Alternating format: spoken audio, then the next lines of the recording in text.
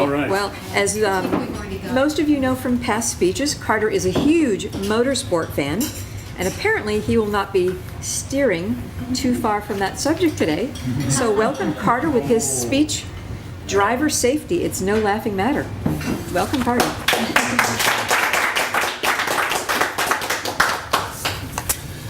So, as Michelle alluded to, by now, unless you've been astroplaning and been just leaving your body here for safekeeping while you've been on your journey out there somewhere, I think it's been fairly obvious that I have a passion for the automobile and motorsports. So I figured I would give a humorous speech about an incredibly serious subject, but in other words, to give you the proverbial crash course in driver safety. So first off, looking at my 6'5" frame and looking at the picture that I've placed up here in front of you, you're probably asking yourself two questions. One, is that really me? And two, how the heck does he get in that thing? Well, first off, yes, it is actually me. This is me getting ready to drop into the mini-me version of the infamous corkscrew that I've talked so much about. And as far as getting into the cart, well, let's just say, thank God for good chiropractic care and yoga. So, and now you might be wondering, well, is it really safe to shoehorn yourself into a seat that has no seat belts, is literally 2 inches off the ground, and go 80 miles an hour? Well, yes, but I'm glad you asked. So, does stuff happen? It most definitely does. But as in anybody who's engaging in risky behavior, it's always good to wear protection. So, starting off, we have our rib protector. So this little device is unique to karting. And what it does is when you're heading into a corner, you usually pull about 2 to 3 G's heading into a corner, which is basically 2 to 3 times your body weight that's exerting pressure on your rib cage. So basically this helps, there's carbon fiber in the sides here, this helps distribute that load so that your ribs don't let you know that they're not happy and crack. The next would be the driver's suit. And I originally was thinking, since we were in a bar and everything, that I would actually do a striptease. But since there was no, stripper pole here, I just figured I would do a dress tease instead of a striptease here. So bear with me as I get this on here. And as you can see, it's always a little interesting to try and get yourself into the suit. But as you can see, it can be done. And in this particular case, the driving suit is made out of ballistic nylon. So to protect you against road rash, should you happen to have a disagreement with your cart and the two of you decide to separate. So I guess you could call it insurance for the ugly divorce.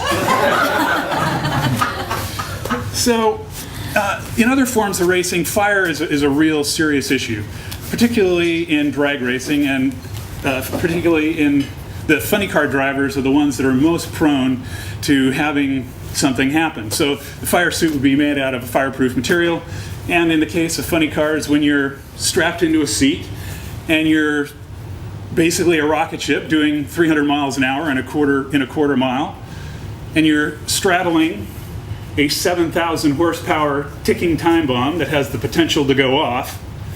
I mean, we're talking big ball of fire, loud boom!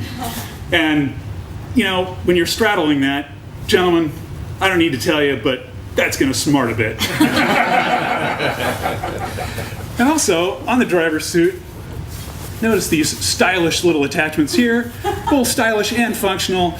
It's a little bit more of trivia, not as important today, but they used to use these to help extract the driver from the vehicle should they be rendered unconscious. Now, the next order of business is the shoe. Now, I won't bore you with putting these on in front of you here, but basically, the shoe is made from a fire retardant material. In this particular case, a leather that's been treated by a chemical. Now, again, in a cart, we don't really deal with the fire issue, but if you're driving a race car that is a front engine and you do catch fire, it's always good to make sure, whoops, excuse me, that those little pinkies are protected. Because in this particular case, barbecue pork is not a good thing. So moving north a little bit, we have what is called a balaclava. And again, in other forms of motorsport, this is usually made out of a fire retardant material. But the main purpose of this is to protect the face in a fire situation, and as well as for perspiration protection, because the last thing you want is sweat dripping in your eyes when you're heading into a corner at 400 miles an hour. That would be nice. At 100 miles an hour. Oh, you know what? And I also just remembered I need to stop by the bank and make a withdrawal.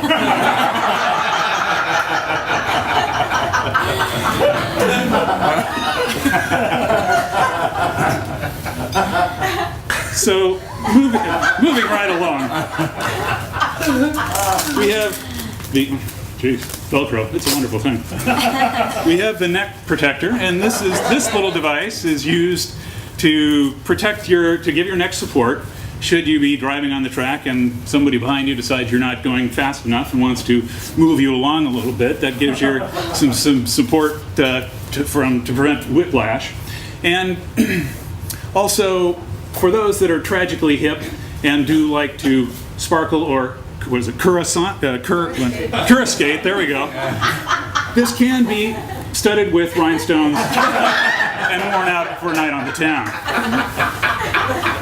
And ladies, what night on the town wouldn't be complete without the gloves? So, and finally, we come to probably the most important piece of safety equipment, the helmet. Now, sometimes referred to as the brain bucket, for its use as a device to contain your gray matter should it happen to get scrambled. Now, some would argue that, a brain that enjoys going over 200 miles an hour in a race car is not maybe necessarily worth saving, but I think it's obvious to you to say that the face, this handsome face, and of course the head are worth protecting. So there you have it. I'm all dressed up with no place to go. But who knows? Maybe I'll have the opportunity to do some celebratory donuts in the parking lot. And as you can tell from the potential dangers at the racetrack, driver safety is no laughing matter. Thank you.